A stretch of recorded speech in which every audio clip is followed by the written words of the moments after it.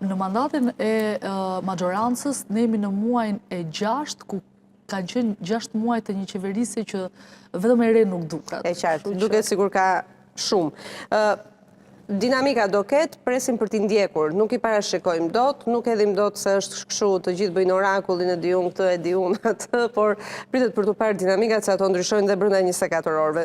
Ishe në Hag, kemi pasur lidhje edhe e dim ngjarjen se çfarë prodhoi Haga, dëgjuam fjalimet mbrojtëse të tyre, unë doa të pyes si ishin, tipe nga pranë, si janë njerë, me shëndet, në gjendjen e tyre, çfarë impresioni të dha kur e pe Thaçin, Kadri Veselin, Recep Selimin, Jakub Krasniqin, Teksambani, në ato fjalët e tyre, apo si janë? Ata kanë bërë një pakt me veten, edhe kjo duket e qartë, që të paktën ne, kamrat, publiku, gjyqtarët, prokurorët, nuk do mund të shohim për te kuadrimit të ftyrës që ata duan të na japin. E dua të them me këtë gjë, janë shumë të qetë, nuk reflektojnë në asnjë moment shenjat që do duhet kishte secili prej nesh nëse rri 5 vite e gjysmë i mbyllur. Ne kemi provuar përvoja të vështira Covidi dhe në 6 muaj edhe na kanë ndryshuar dhe na kanë tjetërsuar. Kështu që jam e sigurt që ajo gjëja për ata patjetër që ka përjetime, ka ndryshime, ka ndodhur kaq shumë gjëra të mira dhe jo të mira në jetën e gjithë secilit. Megjithatë, kur hapen perdet e galerisë së publikut, ata kanë atë që kanë vendosur të shprehin. Megjithatë, kësaj here, për shkak se edhe galeria publikut ishte e mbushur plot, kishte familjar, kishte politikan, miq, folën, se ne kemi parë shpesh, paktën gazetarë që kemi qenë aty, i shohim, por nuk kemi patur mundësi t'i dëgjojmë. Prej fundit të 2023-shit, se 3 herë kanë patur mundësi me gjithë të rast të flasin. Pastaj ne kemi mundësi që të bisedojmë nëpërmjet komunikimeve, në një nga rastet kur për shembull Recep Selimi fliste me mbrojtjen, kisha mundësi që ta dëgjoja edhe pse nuk kisha mundësi që të flisja me të. Janë optimist në kuptimin që jo për vendimin, për shkak se për vendimin do doja merrja që të thoja që askush në fakt nuk e di. Edhe kjo duhet të jetë shumë e qartë. Prokuroria mund të kërkojë një gjë sepse është në të drejtën e saj. Është e vërtetë që ata nuk është se kanë tejkaluar faktin që nuk i referohen ligjit kur e kërkojnë këtë gjë, se ka shumë edhe këtu abuzim.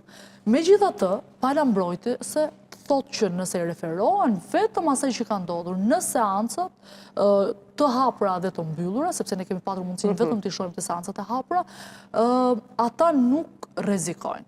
Megjithatë, 3 gjyqtarët të cilët do të kenë në dorë vendimin, edhe pse janë 4, njëri prej tyre është rezervë, 3 të tjerë do të kenë mundësi vote, do të kenë 90 ditë kohë, do të shohin të gjitha dosjet sepse janë dosje voluminoze. Ne kemi parë që kanë patur mundësi të bëjnë vetëm disa pyetje, dhe kjo vjen edhe nga mënyra se nga vinë vetë gjyqtarët, për shembull Amerikanin e kemi parë që të mos ketë shumë natyrën e pyetjeve, ndërkohë që nëse i referohemi Zvicerianit dhe Gjermanit, të cilët kanë atë lloj mënyre se shpesh herë i dëgjojnë nëpër galeri të cilët për shkak të pyetjeve që drejtojnë duket sikur janë palë me prokurorinë dhe jo me. Në fakt nuk është kështu. Ata vinë nga sistemi të tilla drejtësie dhe dëshirojnë që të jenë aktorë, bëjnë përgjigjet e tyre në pyetjet që bëjnë vetë. Varet se nga cila formë drejtësisë vinë. Megjithatë, unë jam e bindur dhe shpresoj realisht. Gjyqtari kryesor i cili është amerikan, Smith, është 78 vjeç, mos gaboj. Ka gjithë karrierën e tij dhe do të jetë me gjasa e fundit çështje që do të gjykojë. Unë jam e bindur që do të ketë gjithë përvojën dhe gjithë peshën e emrit të tij dhe të karrierës së tij përpara se të marrë një vendim. Mendon që ajo që Rama tha në bordin e paqes ndikon në vendimarrje? Pati një deklaratë edhe të trupit gjyqësor dhe pas protestës së 17 shkurtit, nuk mund të ndikoj në mënyrë të drejtë për drejtë, për shkak se ne dim që ajo është një gjykatë e Kosovës, paguhet dhe ka staf nga Bashkimi Evropian, dhe e vetmja gjë që unë mendoj që ishte pozitive është fakti që ka një vëmendje, sepse ajo është një çështje që për fat keq, për shkak se edhe Kosova nuk ka bërë detyrat e saj, nuk ka patur një impakt real. As në rastin kur zoti Rama e ka ngritur në Këshillin e Evropës. Pra nuk mund të shohim një ndikim të drejt për drejt. Por, me gjitha të është shumë mirë që vjen në vëmendje një moment shumë të rëndësishëm të procesit.